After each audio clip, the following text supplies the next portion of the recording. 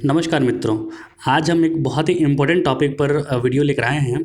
विवाह से संबंधित मतलब सप्तम भाव से संबंधित ये पुनर्विवाह कैसे होते हैं, क्यों होते हैं और इतने फ्रिक्वेंटली ये बढ़ते क्यों जा रहे हैं। इससे पहले जल्दी से हम 2-4 कुंडलियाँ देख लेते हैं जिसमें कि 7th हाउस कितना पीड़ित होता है और वो क्या इफेक्ट दे रहा है। आप राजीव गांधी कुंडली देखेंगे तो पता चलेगा 20 अगस्त 1944 की है। इसमें आप देखिए 7th हाउस बहुत ही ज़्यादा एफ्लिक्टेड है। लगन में बहुत सारे ग्रह बैठकर सप्तम को देख रहे हैं। साथ ही साथ जो सप्तम का स्वामी है शनि, वो भी 11वें में बैठा है। सप्तम का स्वामी जब भी 11वें में बैठता है, 12वें में बैठता है, बहुत अच्छी फल देने की स्थिति में नहीं होता है। या तो विवाह विलंब हो जाता है या फिर विवाह टूट जाता है। जब भी शनि स्वामी होता है सप्तम भाव का या फिर सप्तमेश पर उसका इफेक्ट होता है तो विजातीय विवाह होता है, मतलब अलग जात में, मतलब अपने कास्ट से अलग विवाह होता है। तो यहाँ पर अलग कास्ट में विवाह हुआ। साथ ही साथ ये मांगलिक थे तो जाहिर सी बात है कि कुंडली तो मिला ही नहीं थी, तो कुंडली मिली नहीं तो वो उनका फल उनको भुगतना पड़ा। दूसरा देखिए यहाँ पर इंदिरा गांधी कुंडली, यहाँ पर भी देखेंगे आप तो 4 नंबर लिखा है लगन में, मतलब कि ये हो गया कर्क लगन के। और कर्क लगन के जातकों का पहले से ही निर्धारित होता है कि जो वैवाहिक जीवन होता है बहुत सुखद नहीं होता, भगवान राम के समय से चला आ रहा है ये। दूसरा चीज़, यहाँ पर जो सप्तम भाव के स्वामी हैं वो बैठे हैं शनि और वो लगन में आकर बैठे हैं, मतलब यहाँ पर कि लगन का और सप्तम का स्वामी का एक्सचेंज हुआ है। तो यहाँ भी देखेंगे आप कि यहाँ भी विजातीय संबंध बना, मतलब कि वो दोनों अलग अलग कास्ट के थे, इंदिरा गांधी और उनके जो हस्बैंड थे।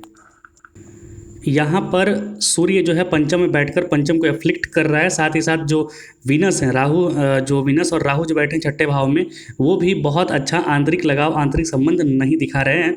यहाँ पर भी विवाह टूटा, यहाँ पर भी विवाह में बहुत ज़्यादा मतलब एक जो एकरूपता होती है वो नहीं दिखी। फिर आगे देखेंगे आप संजय गांधी की कुंडली देखिए। संजय गांधी कुंडली में आपको मकर लगन दिखेगा और जो शनि है वो वक्री होकर सप्तम में जाकर बैठा है, मतलब कि 7th हाउस एफ्लिक्टेड हो गया। यहाँ पर संजय गांधी की शादी को एक्सेप्ट करने के लिए इंदिरा गांधी तैयार नहीं थी। ये आपको पहले से पता होगा। इन दोनों गांधी परिवार में आज भी खटपट की स्थिति है। यहाँ पर ये देखिए जो सप्तम का स्वामी है चंद्रमा, वो अष्टम भाव में जाकर बैठा है, जो कि विवाह के लिए बहुत सुखद या बहुत शुभ नहीं माना जाता है। तो यहाँ भी स्थिति यही बनी। यहाँ पर सूर्य देखिए 11वें में जाकर बैठा है केतु के साथ। तो सूर्य केतु के साथ बैठा है, ये बहुत जैसे मैंने आज सुबह बताया था कि सूर्य 11वें में बैठकर बहुत अच्छे फल नहीं देता है। उसका परिणाम भी आप देख चुके हैं कि इनकी कुंडली में भी सूर्य 11वें में बैठा है और बहुत अच्छा फल नहीं दिया। जो कोई मानता हो कि संजय गांधी बहुत ही इंटेलिजेंट, ब्रिलियंट और तो अच्छे परिपक्व राजनेता बन सकते थे, वो गलतफहमी में जी रहे हैं। उसके बाद देखिए मेनका गांधी की कुंडली। यहाँ पर मेनका गांधी कुंडली देखिएगा तो कर्क लगन बनता है। कर्क लगन मतलब कि वैवाहिक जीवन बहुत सुखद नहीं है। कर्क लगन मतलब समझ लीजिए आप कि वैवाहिक जीवन बहुत ज़्यादा सुखद नहीं कह सकते हैं। और यहाँ तो आपको पता ही है कि वैवाहिक जीवन बीच में ही संजय गांधी की मृत्यु हो गई। यहाँ पर जो सप्तम भाव का स्वामी है वो पंचम में जाकर बैठा है, प्रेम विवाह दिया, लेकिन वो विवाह को बहुत ज़्यादा नहीं चला पाएगा क्योंकि सप्तम जो शनि है वो वृश्चिक में जाकर बैठा है और तीसरी क्रूर दृष्टि से वो सप्तम भाव को, अपने भाव को देख रहा है। राहु के साथ एफ्लिक्टेड है, विवाह नहीं चला यहाँ पर। अब आइए अब हम चर्चा करते हैं कि सुखद वैवाहिक जीवन के लिए क्या क्या घटक होते हैं जो अगर कहीं से भी कमज़ोर पड़े तो वैवाहिक जीवन में पुनर्विवाह या फिर टूटना या फिर अलगाव होना या वियोग होने की स्थिति बनती है। सबसे पहले लग्न और जो सप्तम भाव है वो पारंपरिक रूप से विवाह का माना जाता है भाव। तो यहाँ पर आपको लग्न से देखना है, चंद्रमा से देखना है और शुक्र के सप्तम से देखना है कि क्या स्थिति बन रही है। पंचम भाव प्रेम का होता है, संतति का होता है। यदि प्रेम और संतति भी ना रहे तो भी विवाह नीरस होता है। सबसे पहले तो आपको लग्न और लग्नेश को देखना होता है और साथ ही साथ चंद्रमा को देखना होता है। लग्न और लग्नेश आपके शरीर को दिखाएंगे और चंद्रमा आपके मन को दिखाएगा। यदि लग्न लग्नेश कमज़ोर है तो और मन कितना भी मजबूत हो जाए तो शरीर से आप शादी नहीं निभा पाएंगे। यदि आपका लग्न और लग्नेश यानी कि आपका शरीर मजबूत है, चंद्रमा कमज़ोर है, मन से कमज़ोर हैं आप, तब भी आप विवाह या फिर कोई भी चीज़ आप निभा नहीं पाएंगे। फिर आता है 12वां भाव, द्वादश भाव।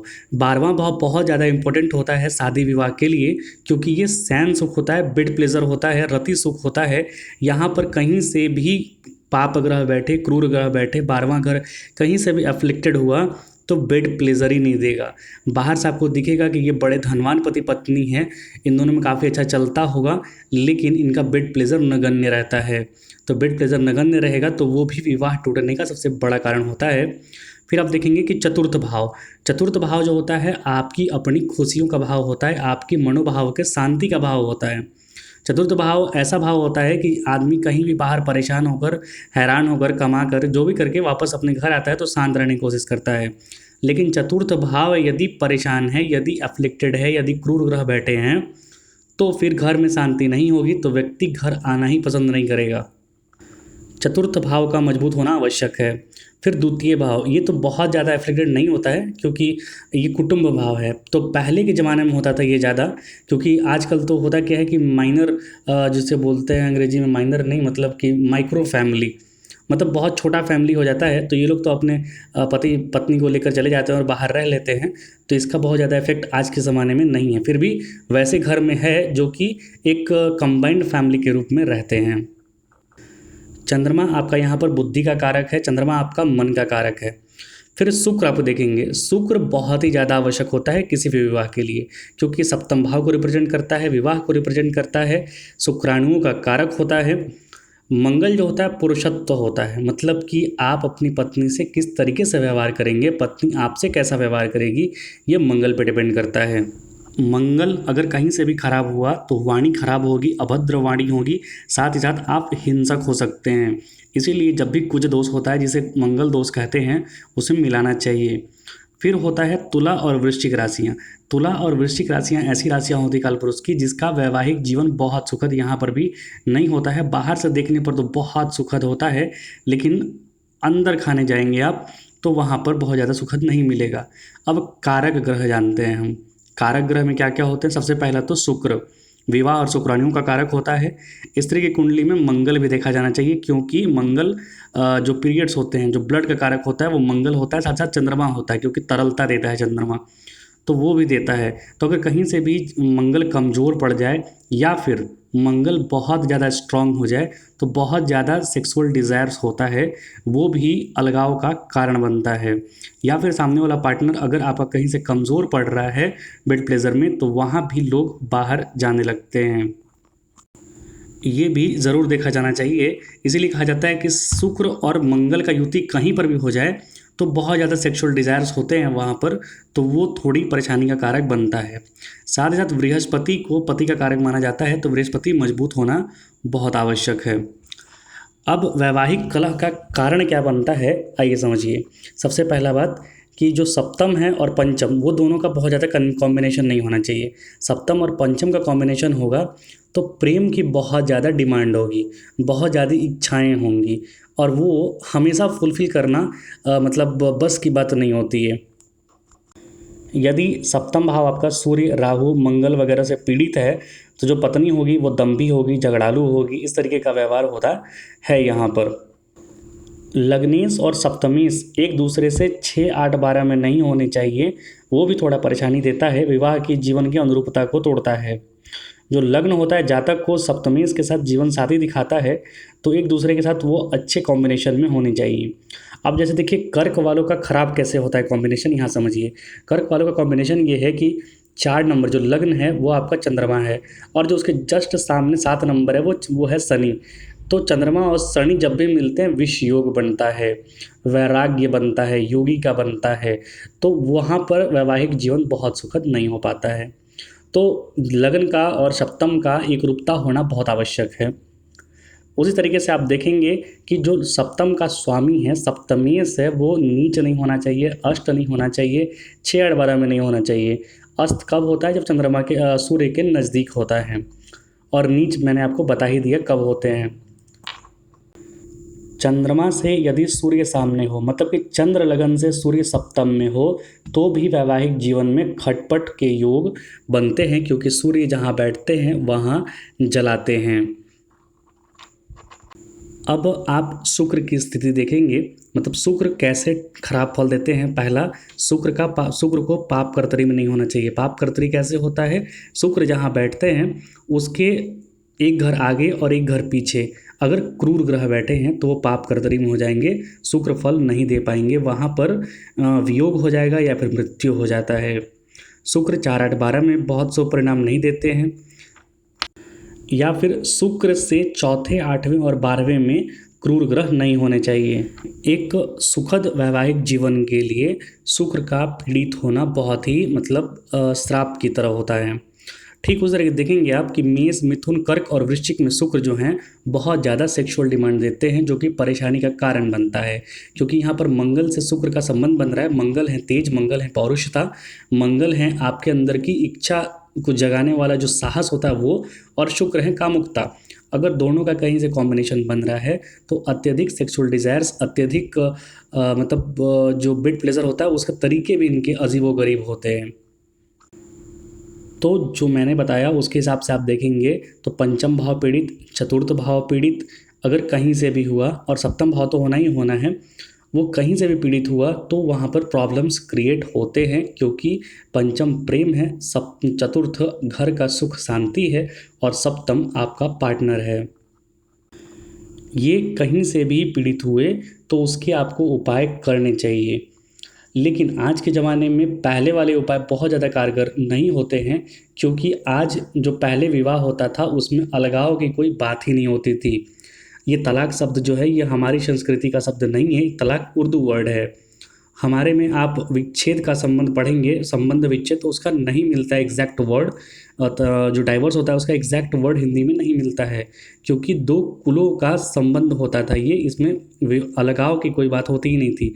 लेकिन आज के ज़माने में जैसे जैसे डेमोक्रेसी बढ़ती जा रही है, और डेमोक्रेसी के नाम पर बनाना डेमोक्रेसी बढ़ती जा रही है, वहाँ पर संबंध विच्छेद यानी कि तलाक के केसेस बहुत बढ़ रहे हैं। तो यहाँ तो गवर्नमेंट ऑफिशियली आपको रिकॉग्नाइज़ कर रही है कि आप अलग होकर रह सकते हैं। तो यहाँ पर ये सारे ग्रह अगर थोड़े से भी कहीं पीड़ित हुए तो व्यक्ति तुरंत आगे बढ़ जाता है और विवाह तोड़ लेता है। इसके बहुत सारे उपाय होते हैं जो कि पब्लिकली नहीं बताए जा सकते हैं। कुछ सम्मोहन प्रक्रियाएं भी होती हैं, कुछ तंत्र प्रक्रियाएं भी होती हैं, और कुछ मंत्र प्रक्रियाएं भी होती हैं। मंत्र वाले तो आप कर सकते हैं। देखिए, स्त्री की कुंडली में जो पति होता है वो होता है बृहस्पति।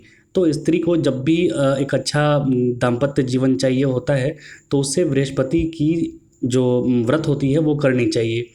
और जो पुरुष है उसकी पत्नी होती है शुक्र। तो मगर पुरुष के लिए करना है कुछ तो शुक्र का उपासना कीजिए, शुक्र की उपासना पद्धति अपनाइए आप। अगर बात इससे बन जाती है तो ठीक, नहीं तो फिर तंत्र प्रक्रिया अपनानी पड़ती है। तो ये वैवाहिक जीवन जो आज के ज़माने की है फैक्टर, मॉडर्न ज़माने की जो वैवाहिक जीवन है, इसमें कुछ अलग फैक्टर्स भी लगते हैं, क्योंकि आज बड़ी सुगमता से अलग होने का योग बन जाता है।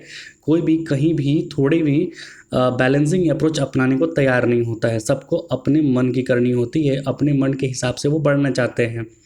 तो जहाँ भी थोड़ी खटपट हुई, थोड़ी ऊंच नीच हुई, लोग अलग हट जाते हैं, क्योंकि कुलों का विवाह आज नहीं होता है। आज लोग प्रेम विवाह कर लेते हैं, या फिर दो कुल बड़े आराम से विवाह तोड़ने के बाद पति दोनों बच्चियों को अपना लेते हैं। एक नॉर्मल कुंडली मैं आपको दिखा रहा हूँ, इसमें लिखा हुआ है डेट ऑफ बर्थ वगैरह, वो आप चेक करके देख सकते हैं। यहाँ पर आप देखेंगे फिर कर्क लगन है। कर्क लगन में आप देखेंगे तो कर्क लगन का वैवाहिक जीवन बहुत अच्छा नहीं होता है। यहाँ पर जो शनि है वो अपने से 12वें है, पहला चीज़। दूसरा चीज़, जो सप्तम भाव है वो पाप कर्तरी में है, शनि छठे में है और राहु अष्टम में है, और जो चंद्रमा है वो शनि के जस्ट पीछे है। तो ये सारी चीज़ें यहाँ पर दिखा रही हैं कि ये वैवाहिक जीवन बहुत सुखद, बहुत सुखद होता है वो नहीं कहा जा सकता। लेकिन चूँकि मैं कुंडली जानता हूँ और इनके लोगों को जानता हूँ, तो यहाँ पर आप देखेंगे कि पंचम भाव और सामने से 11वें भाव में गुरु और चंद्र का योग बन रहा है। तो यहाँ उत्तम संतान की इन्हें प्राप्ति हुई है, जो रिलेशन को बांध के रखा है, अन्यथा वैवाहिक जीवन में कुछ नहीं है। फिर आप एक और कुंडली देखिए, यहाँ इनका विवाह ही नहीं हो रहा है। ऐसी बहुत सारी कुंडलियाँ मेरे पास आई हैं, 86 की, 85 की, वो सारी कुंडलियाँ मैं आपको नहीं दिखा सकता। लेकिन आप देखेंगे यहाँ पर कि ये भी पाप कर्तरी योग में फंसा हुआ है, ये विवाह नहीं हो रहा है। यहाँ पर जो सप्तम का स्वामी है अष्टम में जाकर अस्त है, और साथ साथ अष्टम में जाकर अष्टम का दोष भी लग गया है उसे। जो चंद्रमा है वो केमद्रुम नामक दुर्योग से ग्रसित भी है। तो ऐसी बहुत सारे योग बनते हैं जो मैंने आपको बताए। कि कुंडली में कैसे विवाह आजकल बड़े फ्रिक्वेंटली टूट रहे हैं, क्योंकि आज कुलों का विवाह नहीं होता है। दो लोग सिर्फ ऐसी बैलेंसिंग अप्रोच में साथ रहते हैं जो कभी भी अलग होने के लिए न्याय प्रक्रिया अपना लेते हैं। इसीलिए किसी भी कुंडली जब लड़के लड़की कुंडली मिलाई जाती है या फिर मिलानी चाहिए, तब ये ज़रूर देखा जाना चाहिए कि सप्तम भाव, पंचम भाव, चतुर्थ भाव ये सब दोनों की कुंडलियों में कैसे मैच कर रहा है, चंद्रमा कहाँ है, मंगल कहाँ है, ये सब ज़रूर देखा जाना चाहिए। लोग सिर्फ आजकल कंप्यूटर में डेटा डाल देते हैं, लड़के का डेटा डाल देते हैं, लड़की का, और दोनों का नक्षत्र से सीधा सीधा मिलान कर देते हैं। नक्षत्र मिलान कभी कारगर नहीं होता है। एक व्यापक तौर पर एक बहुत अच्छे तरीके से कुंडली का मिलान करना चाहिए, हॉरोस्कोप का मिलान करना चाहिए, ना कि नक्षत्र का मिलान। आजकल नक्षत्र के मिलान फेल हो जाते हैं, क्योंकि आज का जो ज़माना है, आज का जो मॉडर्न ज़माना है, उसमें तौर तरीके सब कुछ बदल गए हैं पहले से। और ज्योतिष जो है वो काल की और परिस्थितियों की ही गणना होती है, मतलब समय कालखंड जो होता है उसकी, और जो परिस्थिति हैं उसके हिसाब से उसे चेंज होना होता है। अगर आप चेंज नहीं होंगे तो आप गलत निर्णय दे रहे हैं, आप सटीकता से फल देने में असमर्थ होंगे, क्योंकि जो क्लासिकल बुक्स लिखे गए थे उस समय की स्थिति अलग थी, अभी की स्थिति अलग है। आप दोनों को एक समान मानकर नहीं चल सकते हैं, आपको दोनों में भिन्नता लानी होगी, दोनों में एकरूपता हो ही नहीं सकती है, क्योंकि पहले के ज़माने में सब कुछ अलग चलता था, आज टेक्नोलॉजी का ज़माना है। मेरा बस यही कहना है कि आज के ज़माने के हिसाब से चलिए और कुंडली का मिलान अच्छे से करवा कर विवाह किया कीजिए। और जब भी दशा अंतर्दशा या फिर कुछ भी खराब चल रहा हो तो उसका अच्छे से इलाज ज़रूर करें। कृपया चैनल को लाइक से सब्सक्राइब जरूर करें। धन्यवाद। जय हिंद।